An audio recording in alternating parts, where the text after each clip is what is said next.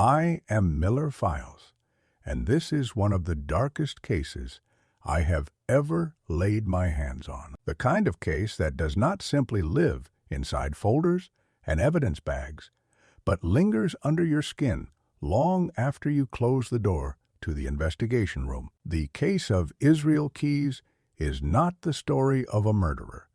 It is the story of an idea. The idea that a person can exist among us, invisible, unremarkable, polite even, while quietly planning to destroy the world of someone they have never met, not out of anger, not out of hate, but simply because they can.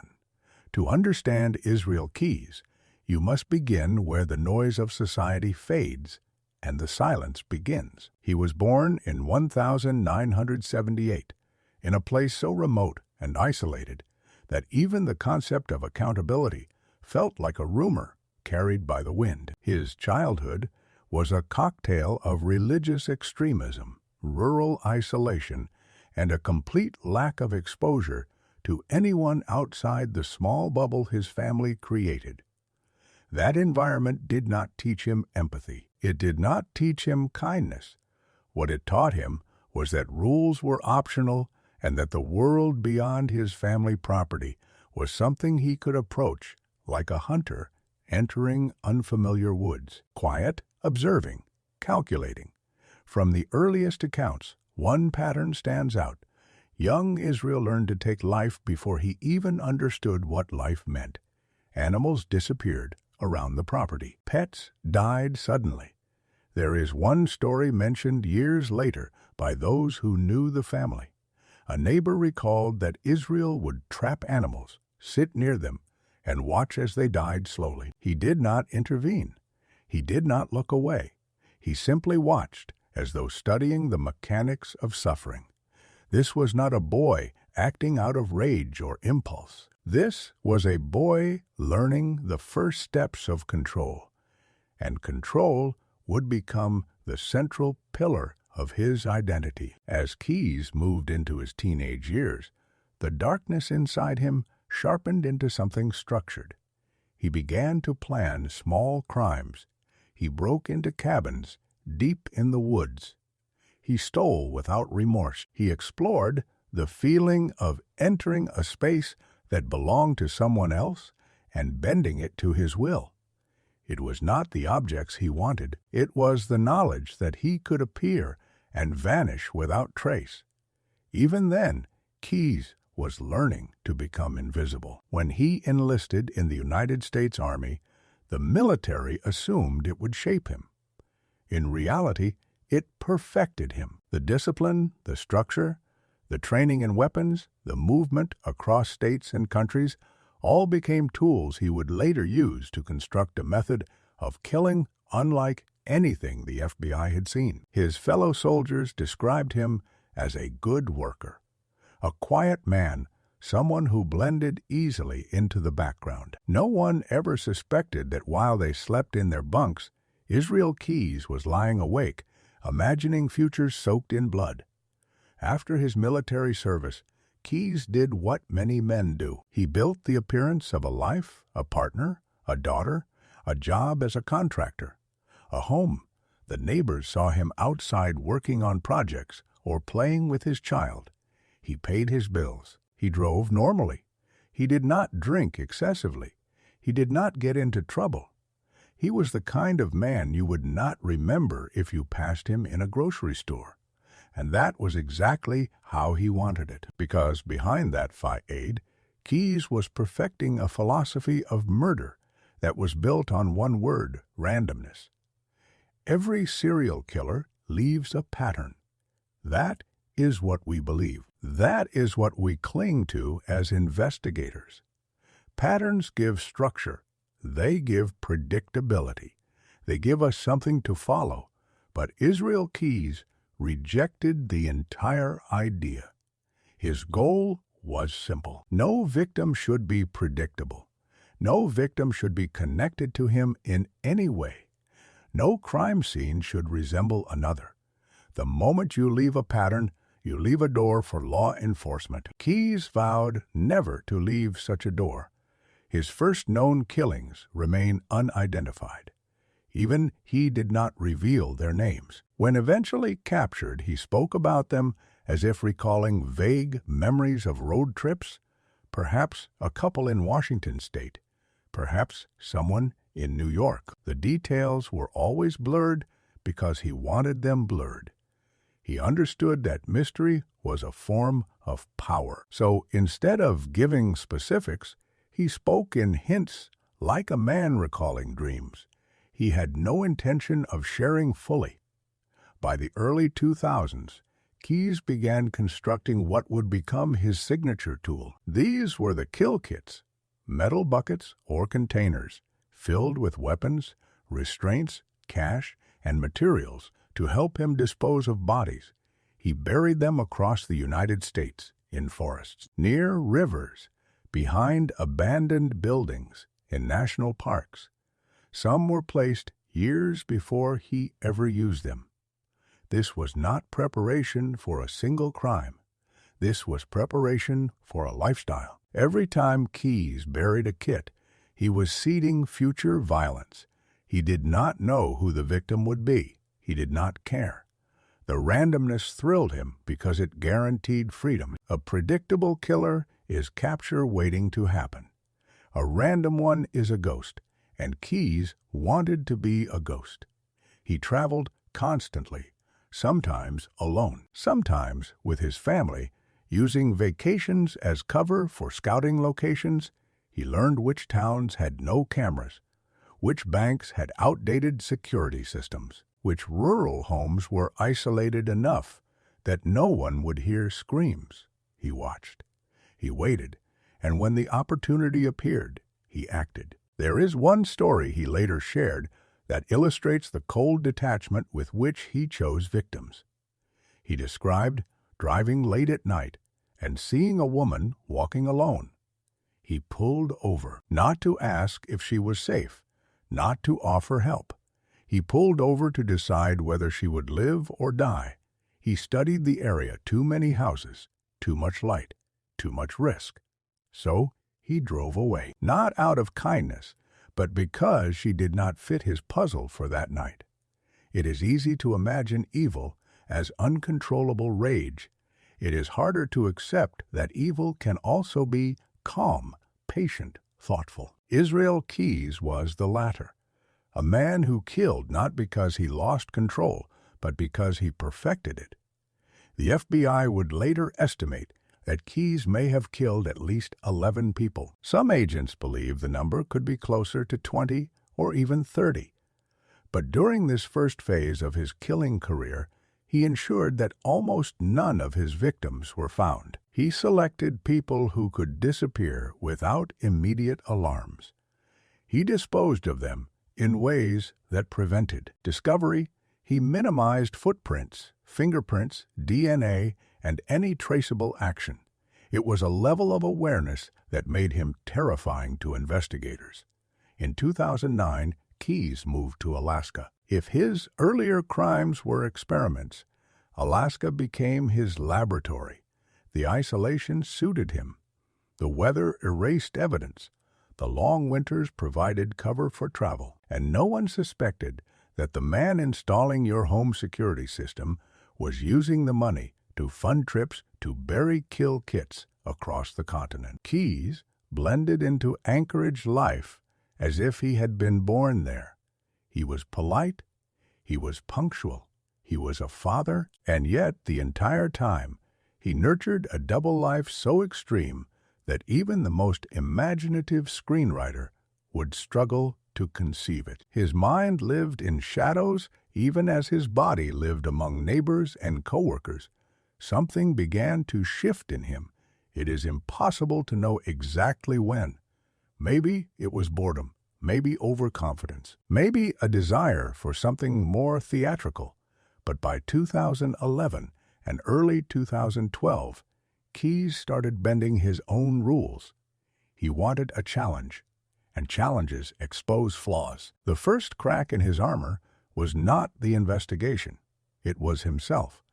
He began making decisions that did not align with his earlier discipline. And those decisions would lead him into the final chapter of his violent career.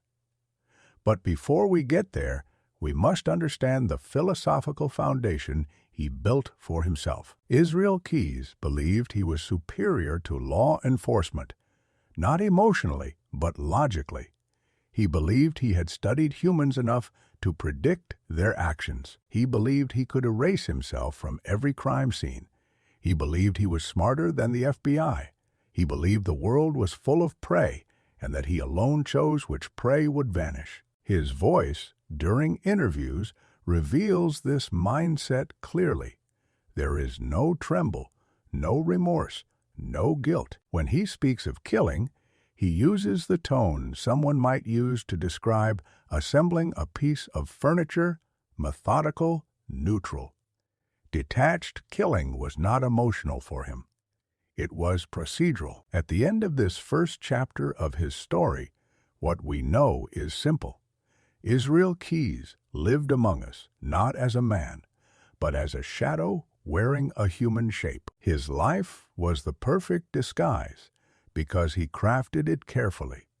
Every smile was calculated, every conversation rehearsed, every detail of his daily routine designed to camouflage a predator who believed he had transcended morality. Before the world learned his name, Keyes had already killed more people than he ever admitted.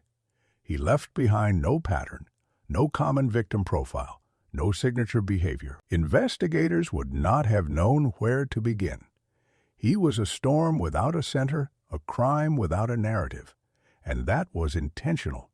Part 1 of this investigation ends exactly where it must, at the moment before the mask cracks, before the mistake that exposed him, before the name Israel Keyes stopped belonging to a polite contractor in Anchorage and became the name of a phantom who had been hunting America for years. This is Miller Files, and the darkness is only beginning. I am Miller Files, and as I walk deeper into the labyrinth of this case, I begin to realize something disturbing. Most killers leave traces because they want to be remembered. They want their crimes to echo. They crave witnesses, trophies, patterns, signatures. But Israel Keyes operated on a different frequency. He wanted silence. He wanted the perfect void, the kind of emptiness that swallows a human being whole and leaves nothing behind. Not a clue, not a body, not a story. The second chapter of this investigation takes us into the mind of a man who turned disappearance into an art form. When Keyes moved to Alaska, something tightened inside him. That wilderness suited him like a second skin.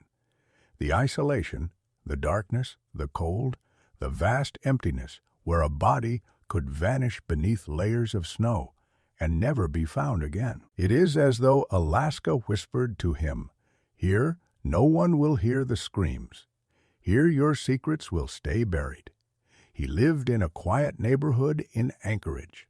A tidy house, a pickup truck, a daughter he cared for. Neighbors saw him shoveling snow, smiling politely, shopping for groceries. Nothing about him felt off. Nothing betrayed the storm he was nurturing inside himself. This dual existence is what made him so deadly. To hide a monster, you do not place it in the shadows. You place it under bright daylight, where no one ever thinks to look. During those years, Keyes perfected a routine. He would book flights for what seemed like family vacations. He would travel with the calm confidence of a businessman. He would leave his phone turned off or at home to prevent digital tracking. Sometimes he used rental cars. Sometimes he rented a room and stayed for only a few hours. Everywhere he went, he studied. He walked through neighborhoods late at night, counted the number of streetlights, estimated how long it would take for police to respond, noted which houses were isolated, which trails had blind corners, which stores closed early. This was his reconnaissance. The world was a map of opportunity, and he was always searching for a place where opportunity and invisibility overlap. One of the most chilling aspects of his methodology was the kill kits he buried across the country.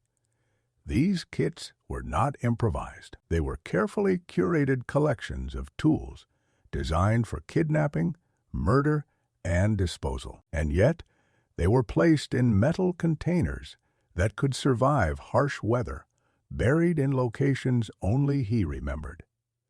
Imagine walking through a quiet forest. You hear wind in the trees and feel the earth beneath your boots. Somewhere under that soil, perhaps just a few feet away, lies a kit containing the instruments of death, placed there not for a specific victim, but for a future moment when Keyes might pass through again. He created a network of violence stretching across thousands of miles. He turned the American landscape into his personal storage of terror. Eventually, Keyes began testing the limits of his own rules. He had built a philosophy around unpredictability, but a philosophy like that demands absolute discipline. One deviation can unravel everything, and that unraveling began with a crime that remains one of the most haunting in this investigation. Sometime in 2011, Keyes traveled to Vermont. He claimed he wanted to explore the region, but his true intention lay beneath the surface. Somewhere near an abandoned farmhouse, he had buried one of his kill kits years earlier. He dug it up, wiped the condensation from the metal lid, and assessed the contents inside. Everything was intact. Everything was ready. Then he waited. Law enforcement would later piece together a rough timeline, but the exact sequence of events remains a mist of uncertainty, crafted deliberately by Keyes himself. What is known is that he encountered a married couple, Bill and Lorraine Currier. They were ordinary, living in a modest home, working regular jobs, never imagining that a man like Keyes would cross their path. On the night of their abduction, Keyes entered their house with the ease of someone who had studied the neighborhood thoroughly. He subdued them, forced them into their own car, and drove them to an abandoned farmhouse. From that point forward, the story becomes darkness. Keyes never revealed everything. He shared fragments during interrogations, letting investigators build only a partial picture. Lorraine fought desperately. Bill was killed quickly. Their bodies were never found. The farmhouse where Keyes claimed to have hidden them was demolished before investigators learned its significance. If any trace remained, it was destroyed with the rubble. It was a perfect annihilation. The Curriers simply vanished. It was this case that convinced the FBI that Keyes operated at a level beyond most serial killers. He did not just hide evidence, he destroyed the very context in which evidence could exist. He selected victims who were random enough that no pattern could be formed, yet vulnerable enough that their disappearance would not create immediate nationwide panic. In many ways, his crimes were impossible puzzles because the pieces had been removed before investigators even knew a puzzle existed. But even a man who hides flawlessly can begin to fracture. By late 2011, Keyes was becoming more restless. Friends noticed he drank slightly more than usual. He began speaking vaguely about wanting change, and then there was his growing fascination with risk. He once adhered strictly to the rule of not targeting people in his own community, but in early 2012, that rule dissolved. The moment he broke it, his downfall began. Anchorage in the winter is a place of cold wind and early nights. Snow piles along the streets, and the silence after dark feels heavier than in most cities. On February 1, 2012, Keyes drove around Anchorage looking for something he could not yet name. Perhaps it was boredom. Perhaps it was the intoxication of believing he was invincible. Whatever it was, it led him to a small coffee kiosk where an 18-year-old girl named Samantha Koenig worked her evening shift. Samantha was bright, friendly, and kind. She had plans, hopes, and a family that adored her. She was the kind of person who should have lived an ordinary life. But on that night, she encountered a man who had already decided he no longer needed to follow his own rules of self-preservation. The surveillance camera at the kiosk captured the moment Keyes approached the window. He ordered coffee, spoke calmly, and then pulled out a gun. He forced Samantha to the ground, zip-tied her hands, and walked her into the cold darkness outside. From the footage, it is clear that she tried to remain calm. She did everything he asked, but compliance could not save her. Nothing could. Keyes later claimed that he chose Samantha at random, but randomness was his design. It was not that Samantha did anything wrong. It was that she existed in a place and time where Keyes decided to break his own code. He brought Samantha to his truck, drove her to his home, and took her into a shed on his property. His daughter slept inside the house. His partner was away. The shed became a chamber of horror. Keyes never fully described what happened inside, but what is known from his statements is enough to chill the bones. Samantha was murdered shortly after her abduction. Her body was placed in a corner of the shed and left there for weeks. During the time Samantha was missing, Keyes took a vacation, traveling with his family as though nothing had happened. He skied, laughed, took photos, and enjoyed warm meals in restaurants. Meanwhile, Samantha's family and the Anchorage community searched desperately for her. Posters appeared in windows. Flyers covered public boards. Friends organized search teams. No one suspected that the man walking among them, smiling and quiet, had already ended her life. When Keyes returned from his trip, he performed a disturbing act that revealed something new about him. He retrieved Samantha's body, applied makeup to make her appear alive, braided her hair, positioned her for a photograph, and placed a newspaper next to her to create the illusion that she was still breathing. Then he demanded ransom. To manipulate grief in such a calculated way is not merely cruelty. It is domination. It is a desire to control not only the victim's final moments, but also the emotions of those left behind. It showed that Keyes was not just a killer. He was an architect of fear. This act marked the shift in his behavior. The discipline that once defined him was eroding. He was becoming careless. And carelessness is the death of a ghost. The ransom demand led authorities to track ATM withdrawals from Samantha's card across several states. A blurry figure covered in a mask appeared on multiple security cameras. Though the images were unclear, the pattern of movement began forming a trail. For the first time, investigators had something to follow. What Keyes did not know was that he had awakened an entire network of law enforcement agencies. His arrogance had blinded him. He believed he could re-enter society undetected and disappear just as easily as before. But this time, he had left a crack in the facade. In March 2012, in Texas, Keyes was pulled over during a routine traffic stop. In the car were items tying him to the ATM withdrawals.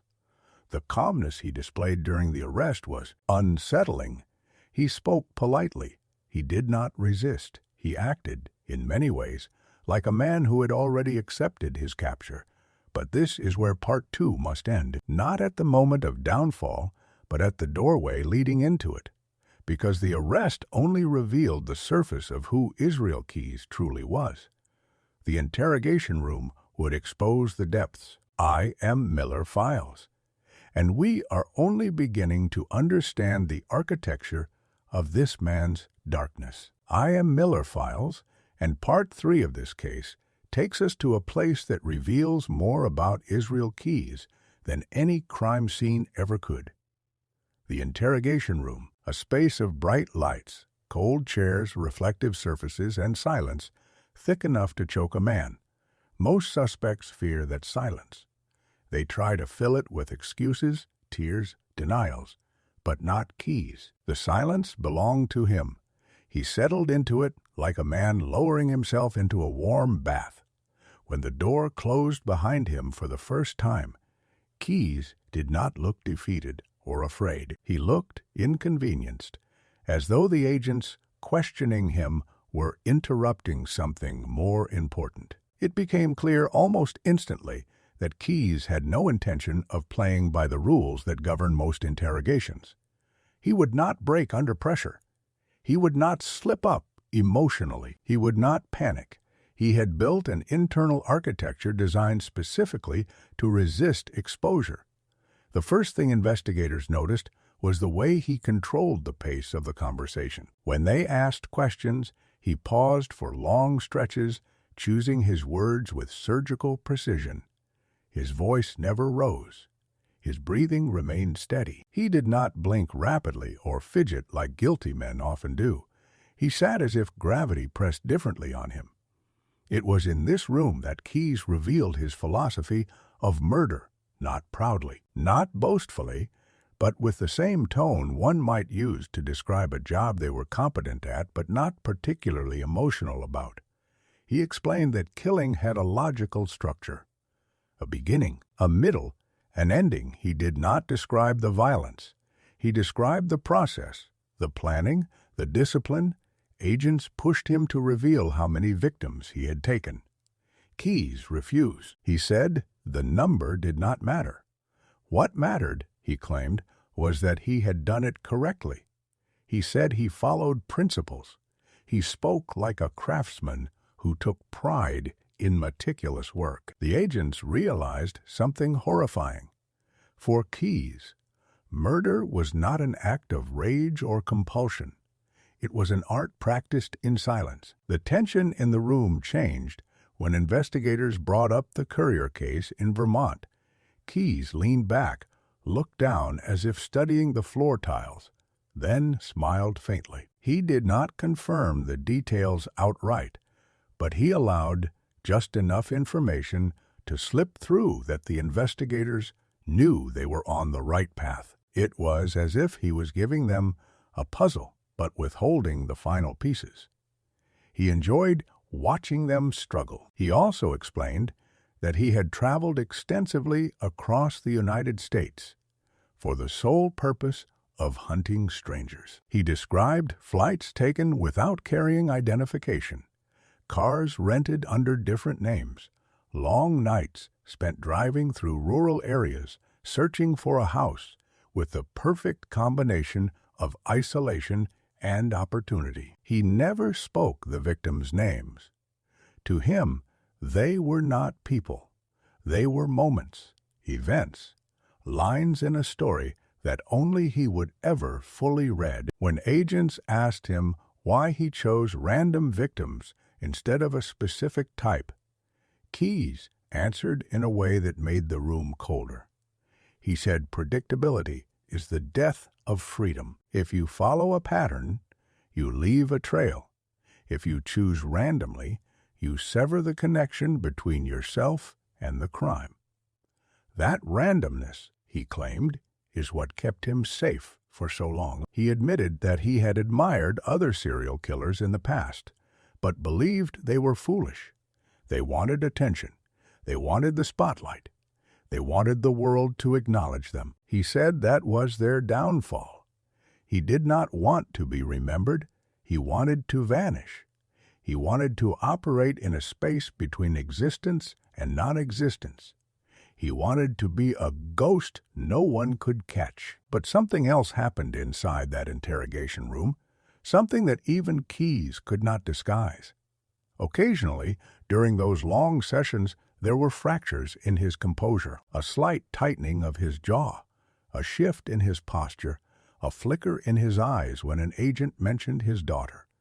That was the one subject that broke the rhythm. He claimed to care deeply for her, and for a moment, the illusion of total emotional detachment flickered. But the crack was brief. He regained control instantly, sealing the weakness as if it had never surfaced. The negotiations began soon after. Keyes did not want a trial. He did not want national attention. He demanded secrecy. He wanted the details of his crimes kept private and his name out of the newspapers. In exchange, he offered partial truths. He would admit to certain murders. He would explain certain disappearances, but he would only do so on his terms. His main condition was that he be executed swiftly. No appeals, no drawn-out judicial process. He said he wanted to die as quietly as he had lived. Investigators realized the horrifying irony. The one thing Keyes could not tolerate was losing control. A long trial would take control away from him. Publicity would take control away from him. So he tried to negotiate his own exit from life as if he were haggling over a business contract. One of the most unforgettable moments occurred when agents asked Keyes whether there were more bodies. He paused, looked up, smiled, barely, then said, "There are bodies everywhere." The words were soft, calm, almost polite, but they hit the room like a blow. It was not a boast. It was not a threat. It was a fact. Over the course of many sessions, agents tried to pull as much information as possible from him before he could influence the outcome further. But Keyes was clever. He gave just enough details to verify that he was telling the truth, but never enough to identify victims with certainty. He would say things like, "I buried someone near a lake," or "There was a couple in the Northeast." Then he would stop speaking. He used silence as a weapon. Ultimately, the interrogation revealed the unsettling truth that Keyes had likely killed far more people than the official count. The number 11 was merely a starting point. The true number remains buried beneath his manipulations. As investigators pressed harder, he became more selective with his cooperation. He could sense the leverage he had, and he used it with chilling precision. The man sitting in that room was not confessing.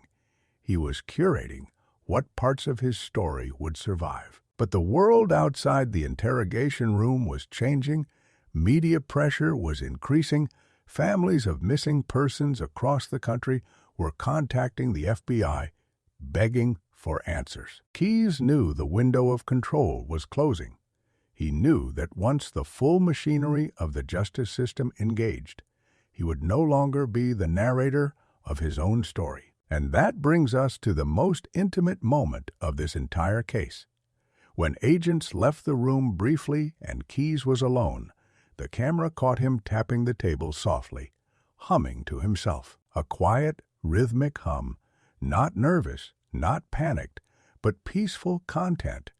It was the sound of a man living inside his own world, untouched by morality. This is where part 3 ends, in the small, windowless room where a monster decided how much of himself the world would be allowed to see. A room where truth became currency and silence became power. I am Miller Files, and the next chapter will show that even a man who believes he controls everything cannot stop the darkness from swallowing him whole. I am Miller Files, and part 4 of this case is where the illusion of Israel Keyes begins to fracture. For years, he drifted through America like a shadow, committing acts so meticulously planned that even the FBI had no concept of his existence. He believed he had engineered the perfect system, a system built on randomness, discipline, and silence. But no matter how masterfully a man constructs darkness around himself, there is always a moment when light pierces through. After his arrest in Texas in March 2012, Keyes remained unnervingly calm. When officers approached his vehicle, he greeted them politely. He followed instructions. He sat in the patrol car with the composure of someone waiting for a scheduled appointment. But what the public would later learn is that Keyes was not calm because he was fearless. He was calm because he believed he still had control. and control, for him, was the only currency that mattered. Once flown back to Alaska, Keyes entered the next phase of his existence, a man trapped but still convinced he could negotiate with fate. Inside his cell, he maintained the same routine he had always lived by. He slept on schedule. He exercised quietly. He read. He ate slowly. If anyone observed him without knowing who he was, they might mistake him for a man serving time for tax fraud, not a man responsible for some of the most chilling disappearances in modern American criminal history. Meanwhile, the case against him was building rapidly. Evidence tied him to Samantha Koenig's abduction and murder. Surveillance footage from multiple ATMs created a breadcrumb trail across several states, receipts, rental car records, forensic evidence from the shed DNA. All the details he had spent years avoiding were now caving in on him. But something deeper was happening behind the scenes. Investigators had realized that if they pressed Keyes too hard, he would shut down entirely. They had seen the way he used silence as a fortress. So instead, they began constructing a strategy to draw him out. They offered him small things, a cigar, a cup of coffee, a newspaper, items that seemed meaningless, but were critical to someone who lived with obsessive need for control. They let him guide the discussion in small ways, and in return, he offered them fragments of truth. Each fragment, however, revealed a new layer of his internal framework. It became increasingly clear that Keyes had never intended for his story to be fully known. He did not want a legacy. He did not want a public profile. He despised serial killers who sought fame. He saw himself as a purist, someone who killed not for recognition, but for the craft of killing itself. Yet, paradoxically, by controlling the narrative, he ensured that investigators remained trapped in his orbit. He would not reveal locations. He would not reveal locations. He would not reveal names. He refused to give closure to families. He dangled information like bait, forcing investigators to negotiate with him. And that was the cruelest part of his psychology. He cared nothing for the victims, yet he savored the power their disappearances gave him in that interrogation room. There was one case investigators desperately wanted answers for: the Currier murders in Vermont. They needed closure. They needed something concrete to tie Keyes definitively to the crime. But Keyes enjoyed the ambiguity. He spoke of the case like a man recalling a dream. He described the house, the drive, how he separated the couple, how the night unfolded, but the bodies were gone, lost forever beneath the collapse of a demolished building. This was the first major wall investigators hit. Without the remains, they could not connect the murders to Keyes in a court of law. And Keyes knew it. He was not giving them peace. He was offering them only the shadow of truth. But while he may have felt omnipotent inside his mind, his environment was beginning to work against him. The FBI was pulling records from every place Keyes had traveled in the last decade: airlines, hotels, rental car companies, gas station receipts, highway toll records. They were mapping his entire life like a spiderweb stretching across the country. Agents were flown to states he had mentioned vaguely, like New York, where he hinted about a victim trapped beneath a riverbank, or Washington, where he alluded to someone he had buried deep in a forest, or Texas, where he said he had lost count of how many nights he had driven through rural highways looking for someone walking alone. Each lead pulled investigators deeper into an abyss of unanswered questions. The more they learned, the clearer it became that Keyes was unlike any other killer in their databases. His crimes were disconnected geographically and temporally. There was no pattern, no ritual, no psychological signature they could trace. He dismantled every framework criminologists rely on, and this made him, even in custody, a nightmare for law enforcement. But cracks were forming around Keyes, too. His daughter was allowed to visit him, and after each visit, investigators noticed small shifts in his demeanor. If Keyes had a weakness, it was her. He had built his entire life around control, yet here was a relationship he could not manipulate. He could not keep her out of the reality of who he was. And that realization began to gnaw at him. Meanwhile, public pressure grew. Media outlets were uncovering the story. The name Israel Keyes was beginning to circulate. Reporters were asking questions. Families of missing persons across the United States, called the FBI, convinced their loved ones might be among his victims. The spotlight that Keyes had always avoided was inching closer. It is here that we see the first true sign of collapse. Keyes wrote letters to the prosecutors, some polite, some cold, some frustrated. He demanded a rapid execution. He wanted the death penalty. He wanted everything sealed. He wanted no trial. He wanted to disappear from the public sphere before the world could define him. But the justice system does not move on the whims of killers. Trials require time. Evidence requires review. Families demand answers. Judges must set dates. Keyes saw this process as torture, not because he feared the death penalty, but because it removed the one thing he valued above all: control. In interviews, he began showing flashes of irritation. His answers grew sharper. His pauses grew longer. The calm facade still held, but beneath it, something was shifting. He knew investigators were closing in on discoveries beyond his confessions. They had found buried weapons, found kill kits, found evidence he did not know he had left. They were connecting dots he believed were invisible. And then came the night he realized he was losing the narrative entirely. He had been working on a lengthy written statement in his cell. The guards found him tearing the pages apart after a dispute over how his letter would be handled by officials. He had written pages describing visions, voices, and cryptic poetic lines full of darkness and violence. But the moment he sensed others might interpret or analyze his writing outside his control, he destroyed it. That was the turning point.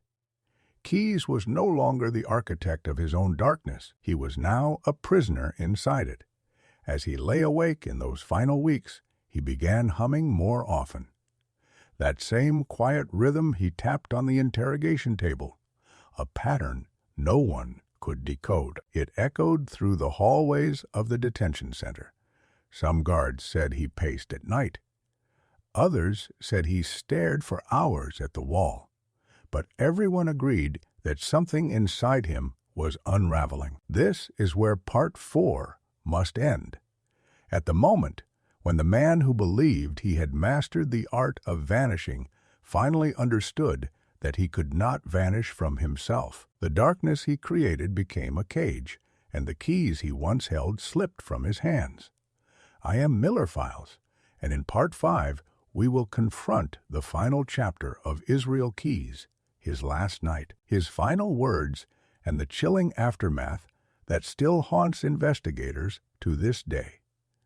I am Miller Files, and this is the final chapter of the Israel Keyes case, the chapter that does not unfold in the wilderness, in the crime scenes he left behind, or in the quiet neighborhoods he once studied like hunting grounds. This chapter unfolds in a cell, a small, cold room where a man who believed he controlled every second of his existence finally ran out of time. After months of negotiations, interrogations, and psychological unease, Keyes entered a new phase of deterioration. He had built his entire life around the idea that he could control the environment, the narrative, and the outcome. But as the judicial machinery inched forward with its slow, inevitable rhythm, he realized something devastating. The moment his trial began, he would no longer be able to dictate how he was seen. The world would label him, analyze him, dissect him, and he would become exactly what he despised, a public spectacle, a character in someone else's story. Inside the walls of the Anchorage Correctional Complex, Keyes's days grew quieter. He received fewer privileges as the case became more sensitive. Guards monitored him more closely. Investigators pressed for deeper answers. He could feel the cage tightening inch by inch. But the truth is, the cage was not made of concrete, it was made of exposure, of narrative, of the knowledge that the world would soon know who he really was. One night, during a routine cell check, guards found Keyes awake and sitting at the small metal desk bolted to the wall. He was writing. The pencil moved with a steady rhythm. His posture relaxed. When they announced the check, he nodded politely, covering the papers with his hand. Over the next weeks, this pattern repeated. He wrote in the early morning hours, when the rest of the facility was silent. He tore pages apart when they did not satisfy him. He restarted, rewrote, reshaped his message. No one knew exactly what he was working on, but we would learn soon enough. During this period, FBI agents continued to meet with him. The tone of these sessions shifted as both sides began to understand what the endgame might look like. Keyes no longer bargained with confidence. His answers were shorter, his patience thinner. The cracks that had begun in Part 4 widened. When agents pressed him about more victims, he dodged. When they pushed for names, he refused. He no longer took pleasure in the dance. Instead, he revealed a sense of urgency. He wanted the meetings to end faster. He wanted fewer questions. His internal countdown had begun, even if no one realized it yet. The turning point arrived quietly. A guard noticed that during family visits, Keyes avoided direct discussion. He seemed distracted, distant.